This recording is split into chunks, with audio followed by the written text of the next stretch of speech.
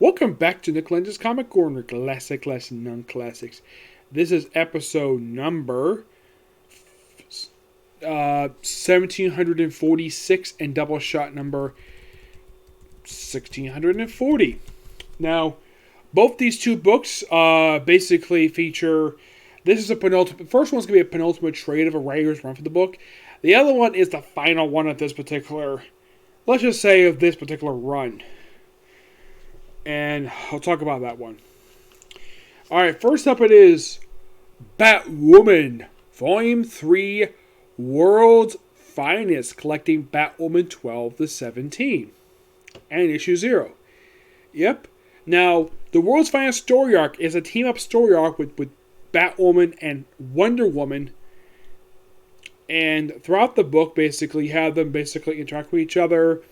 And work against basically Greek monsters who basically attack Gotham City. And of course the D.E.O. is forced to get involved. Despite the fact they rarely run stay out of it, they basically are forced to get involved by Batwoman's girlfriend, Maggie Sawyer. Also there's a subplot here where the GCPD are accused by this couple because these people are not originally born from Gotham, they moved there, or apparently the children are still missing. And they think that the Gotham City PD are hiding them, or they simply failed to find them. And according to Maggie Sawyer, we will find them. And apparently it's really held by this cult known as Medusa. Yes. And of course, this is just a really fun story arc. I personally love it. But the ending, oh boy, the ending. This ending pretty much set up the very end of this run. Not by story, but by the creative team. Well, unintentionally, of course. I'll get to more of that. Now, I think J.H. Williams, basically, and Haiti and Blackman did a great job with the story. In the case of Issue 0, it's mostly put, basically, kind of a new backstory for Batwoman in this continuity. Somewhat, anyways. It explores how, of course, became Batwoman, and sets up being, stuff in present day, of course.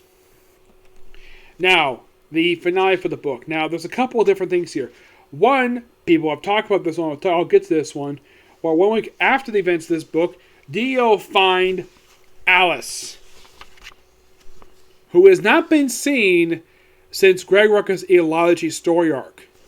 Yeah, so apparently D.E.O. have found her. Now, this page here, the third to last page, issue 17. This basically made a lot of people very happy, But a small 1% of people hated this scene. Batwoman kissing her girlfriend. No, that's not a thing. Look at what she says. Marry me, Mags. Yes, this page got this creative team fired for the book. Yes. Now, was it because it was a humongous outrage? No, it was because this 1% group who apparently did not like the fact we have a lesbian couple getting married. Now, here's the thing. The previous year, we had Northstar marry his husband. Marry the guy who became his husband. Now, here's the thing. There was a bit of controversy surrounding that. But here's the thing. Marguerite Liu wasn't fired for the damn book for this. The book did end a year later, but she wasn't fired. This creative group was fired over this. Because this is something they wanted to do. They wanted these two to get married. But no, some idiot by the name of Dan DiDio fired him from this book and put basically, one guy describes him as a frickin' yes man. Yes. Now, me personally, didn't have a problem with this at all. Nope, did not have a problem with this. I thought it was a really good development. Interesting, though, we decided to do the 17 issues in with basically Batman pose their girlfriend. Yes, all because this one group of people hated this. And Dan DiDio's stupid ideas. And by the way, it was the last angry, I think it was the last Comic Geek, I think it was. He pointed this particular instance, basically, having this book as one of the failures of New 52, which I do agree. This is one of the things that people, not the proposal. Oh no, the firing of this creative team over this, all because some idiot didn't like superhero marriages. Yes, I'll talk more about this when I talk about the final trade for this run. But this story arc is really good. I love it. I think J.H. Williams does a great job with this book. I give this book a 9.5 out of 10. I'll talk about the very next book in the very next Comic Corner. Alright, here is something basically a lot of people probably think, really? You're bringing this book in? It's been a while since we talked about this book. X Factor by Leah Williams. And this is the final... Excuse me. Sorry about that. This is the final trade of this run. And this collects the last 5 issues of the series. Why was that? Because Marvel stupidly canceled this book last year. You probably think, was not selling too well? I don't know. Though in store they could blame the cancellation of this book on the fact that Lorna was basically made part of the X-Men. It's possible, but mostly 629, they basically tried to investigate what exactly happened with Teresa Cassidy, a.k.a. Cyrene. They basically tried to investigate her death. She doesn't want to because of the actual mythological Banshee. She has this thing where she hypnotizes Lorna in a very sexual way. And then by the end of it, she breaks down. And of course, they do break the curse after that. And then we have the issue 10, which kind of wraps that up, but mostly put issue 10 sets up the miniseries X-Men: The Trial of Magneto, where it's a Hellfire Gala issue, where you have I-Boy implied. I don't know if he's gay or not because he wears a frickin' dress. We also see that Tommy is here. I think this is supposed to be Wiccan's brother. But I don't remember this guy ever being gay. Yeah, for some reason they made both the Scarlet Witch's sons both gay. I do not know why. Wiccan basically was gay from the start. Speed, on the other hand, was something else. We do have a great interaction between him and Northstar. I thought that was really good part of the writer, where they basically bring up back how fast Tommy can go, how fast Northstar can go. I thought it was a really good piece of character development here by Leah Williams. Though the book does end with the apparent death of the Scarlet Witch, setting up that particular miniseries. And throughout this book, we have it where Amora, Northside's sister, apparently she really wants to be with Daken. It's implied that she's in love with him. And he does make him this whole pheromone stuff. Like, oh yeah, I don't force people. I'm like, that kind of contradicts basically what Danny Way had you do in your own ongoing series, Daken. Like, in the very first story arc, you basically use your pheromone to have a hot woman sleep with you. Or, I think it was the very first story arc that came after the Danny Way wrapped up his run, the first arc that Rob Williams did. What did you do? Kill a couple guys and then basically have their boss and then basically start making out with the boss and sleep with him. Yeah, that's a bit contradictory. Not sure why Leah Williams wrote basically Daken that way. I thought that was kind of dumb. The fact she basically contradicts something that basically was Danny Way, one of the guys who created Daken, and Rob Williams, the guy who replaced Danny Way on a Daken Dark Wolverine book. But despite that, this is actually really good. I love this series. And for some reason, Marvel canceled this book after only 10 issues. By far, one of the shortest books that got canceled last year. And can you believe this book started in 2020? Yeah. And now I have to give my final thoughts on this very short-lived comic book. Yes, both these two trades here. This is essentially X Factor Volume 4. Yep. And throughout this entire book, it tied into two crossovers. First was X of Swords. And then it was Hellfire Gala, which that unintentionally canceled half the freaking line for some reason. I don't know why. It just did. In my opinion, this is another title that when Marvel canceled last year, in my honest opinion, this was a mistake on the part of Marvel. Now, my friend Crimson basically, by the way, I get this book at 9.5 out of 10. He pointed out, though, apparently X Factor was now on to investigate what happened to Precogs. Despite the fact I have read, and I've tried to explain this to him, the reason why there's no Precogs in the island, because they're forbidden, because they interfere with the powers of Moira McTaggart. Yep. That is literally the reason why they can't have Precogs. And yet, in the Inferno book, they bring back Destiny. Somehow she died again, I'm not really sure. Now, as for why in the world they only have one case the entire book, I don't really know. I think the whole idea for X Factor is a really cool idea. I like their headquarters. I like the lineup. But I think the cancellation of this book was a mistake. Because it's a damn good book. Why would you cancel a good book for? Yeah, and as far as I can tell, there apparently is no plans for X Factor from this point forward. Yeah. I mean, the team itself is not mentioned or featured in the relaunch that's apparently happening this year of some books. I mean, this week they released the first issue of the Immortal X-Men. Yes, seriously, they have these bunch of new X-Men titles, and this book is not listed as one of them. In my opinion, that's a mistake, because this book had a really good lineup. I mean, here's the thing. Here's your lineup throughout the entire run. You had Daken, Northstar, Amora, Laura Dane, aka Polaris, Rachel, Pestilence, this is basically Pestilence, iBoy, Prodigy. I'm like, what is wrong with this lineup? No, seriously. No, they're on lineup.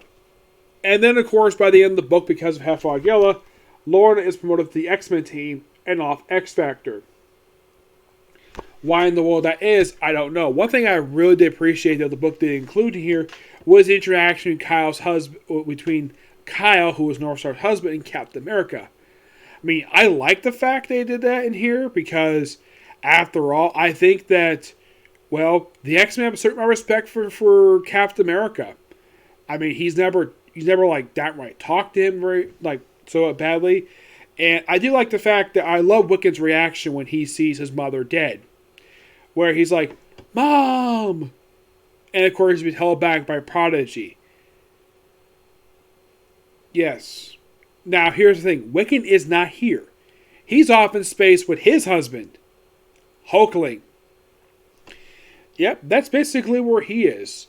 And I don't know if he's actually informed about his mother's death. I have no idea. I don't think it's mentioned at all. But yeah, this is not one of those titles I kind of felt as though that Marvel, like I said, made a mistake. I think the cancellation of this series was a really dumb idea. You might claim, oh, low sales. I would probably ask this. Why would people not buy a book that's actually really good? I mean, Leah Williams herself, you probably think, okay, has Leah Williams done anything since this book wrapped up, you might ask? That's a really good question. Let's find out.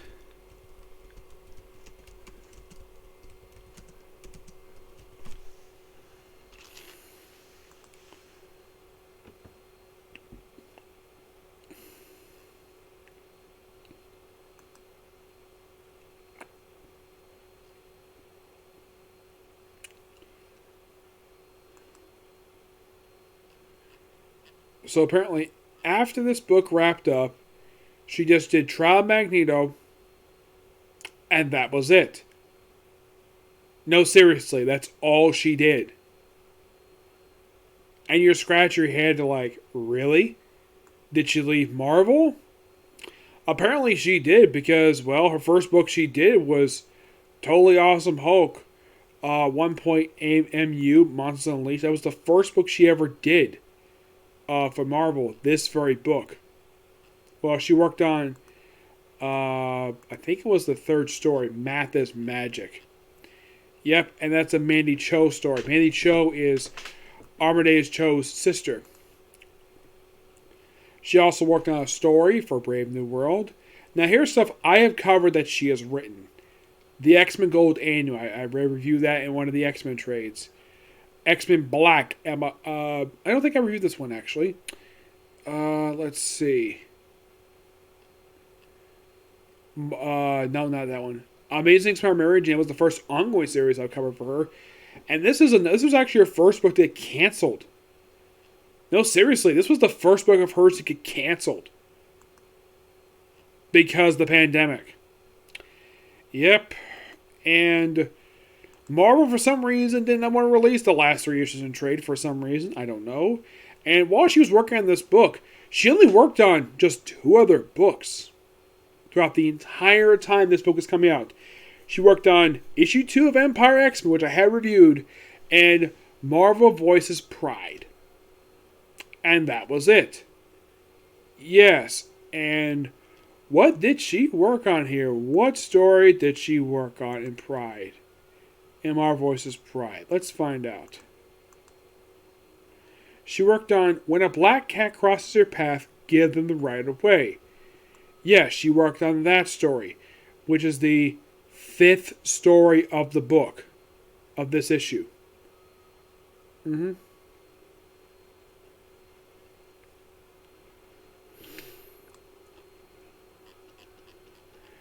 Yeah, that's what pretty much she worked on. Now you might be thinking, is she a terrible writer? No, she isn't. I've never basically read a bad book she's written. Because she's one of those writers who I kind of felt as though maybe the reason why she doesn't write for Marvel anymore, because basically either Marvel fired her, or maybe she quit she quit Marvel Comics because of bullcrap like this. You know, firing her, like, either she's fired or quit over the fact that she did not like any direction that certain things were going with. That's just my personal theory of why she doesn't do any books Marvel. Currently, she's not scheduled to do anything at all. No, not really. Let's see.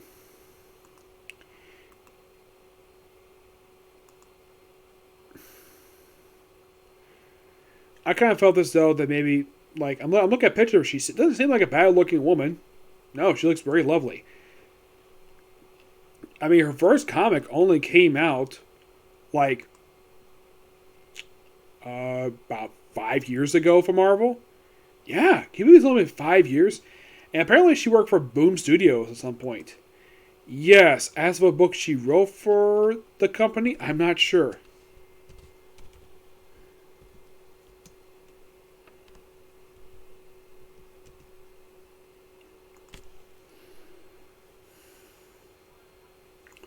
I think she worked on Power Rangers after this.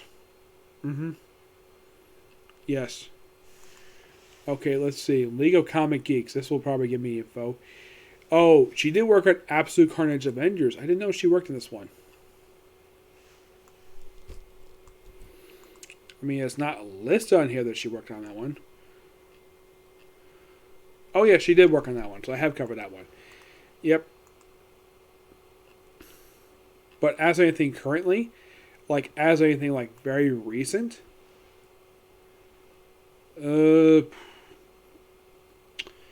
let's see. If anything recent, it's probably Power Rangers. Yeah.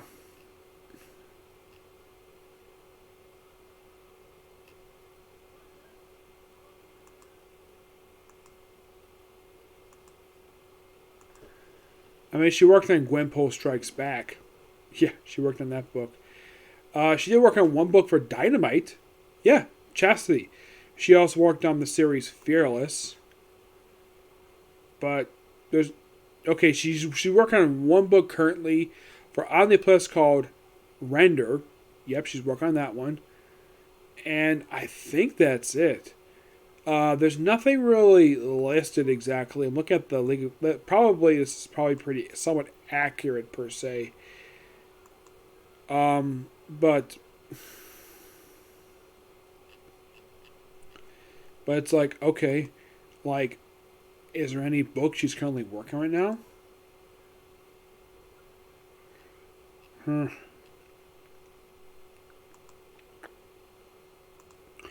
Maybe Power Rangers, but that's it.